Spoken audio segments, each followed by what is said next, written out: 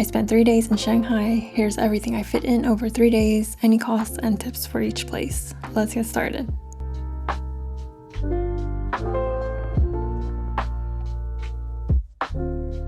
I made it to China. I'm in China for about 3 weeks. Shanghai is my first stop. Last time I was in Shanghai was about 8 years ago on a visa-free arrival. This time I have my proper tourist visa that I got back in the US. The process at the airport was super smooth. I wasn't asked for proof of my bookings or hotels or anything like that. I arrived at the smaller Shanghai airport and took a DD taxi that I booked on the Alipay app. It cost about $8 for about a 30 to 40 minute ride. I didn't take out any cash this time. This is the first time I haven't been banking on Alipay to work. I'm also using an eSIM on trip.com where you don't have to use a VPN, but I got a VPN just in case. I'm just gonna relax today. I went to a Monsta X concert last night in Taiwan. Day 1 starts tomorrow.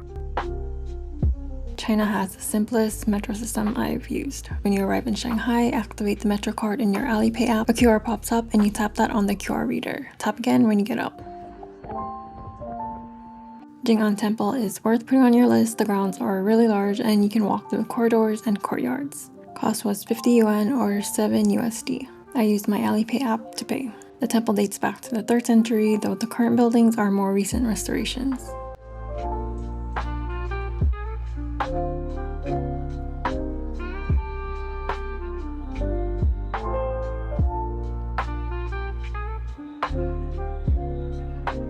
I went to the French concession next, a trendy and chill neighborhood with old villas and cafes. I'm a big fan of Chinese dramas, so I visited some filming locations in the area.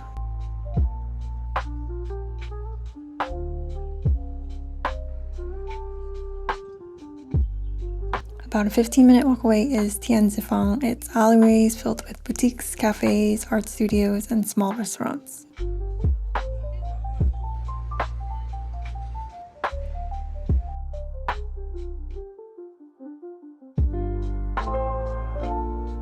I visited Shanghai at the tail end of cherry blossom season, so I was able to catch some in this culture park.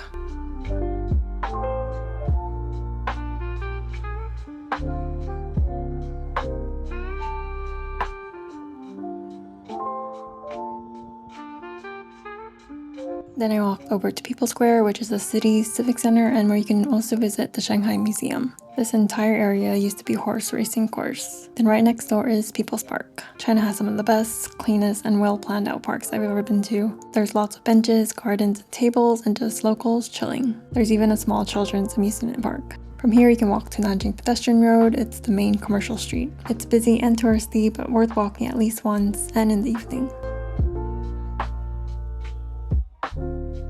I took a 40-minute train to Kuchun Park at the main area to see cherry blossoms. It ended up being this huge park with picnic areas, a large Ferris wheel, street vendors, and lakes to walk around. The biggest park of the cherry blossoms in Shanghai. It took like an hour to get here. Unfortunately, I missed the peak, but there are still some here. It's very pretty.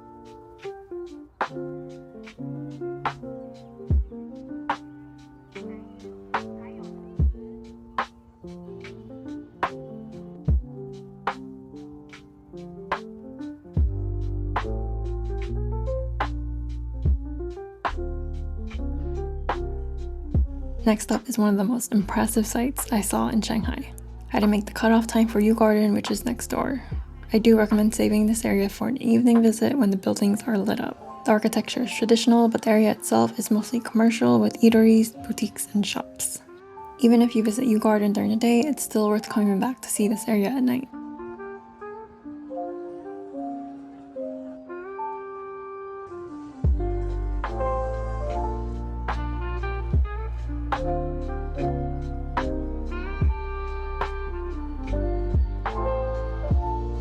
From here, I walked maybe 20 minutes towards the Bund. I passed by the Bund Finance Center. This has a mall and rooftop terrace. Thought it was an instrument, it's not. The Bund is the most famous area in Shanghai, so it's also the busiest. It faces the Pudong skyline across the Huangpu River. It stretches about 1 mile or 1.6 kilometers. I visited past 9 p.m. on a weekday and it was still really packed, like hundreds of people. People will come up to you asking if you want professional photos taken.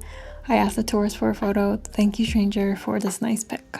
You can also take a river cruise to see the skyline.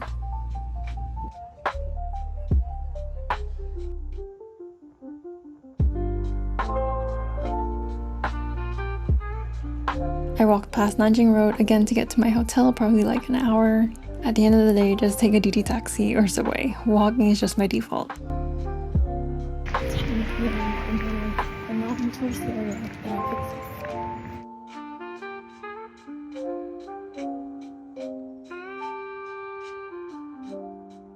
Day 3.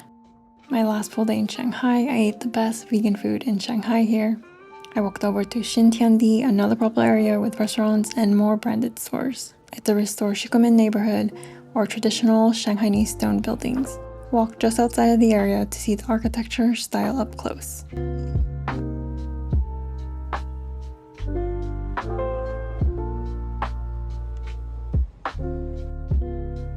Ika or EKA is a creative park, and it's an open-air shopping complex that used to be all factory buildings. If you watch cdrama Love Between Lines, you'll definitely recognize this area.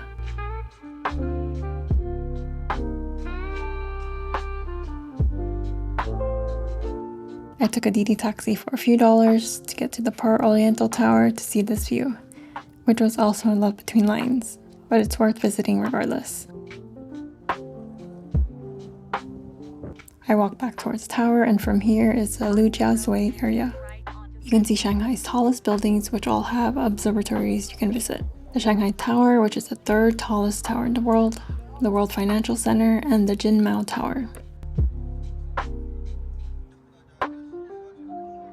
Next stop is a cool 4-floor bookstore. The first floor was mostly English language books and at affordable prices. There's also a good selection of Chinese lit, travel books, children's books, and even a dedicated floor for anime and J-pop on the last floor. From here I walked to Joy City, a mall that's known for anime.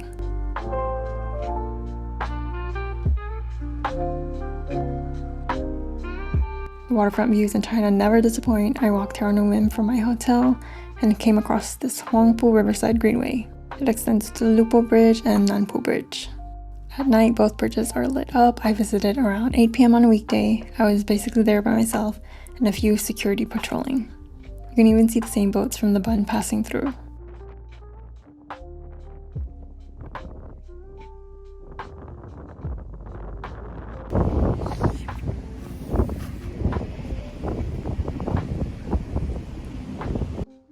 Here are sites that I wasn't able to get to in Shanghai, maybe next time.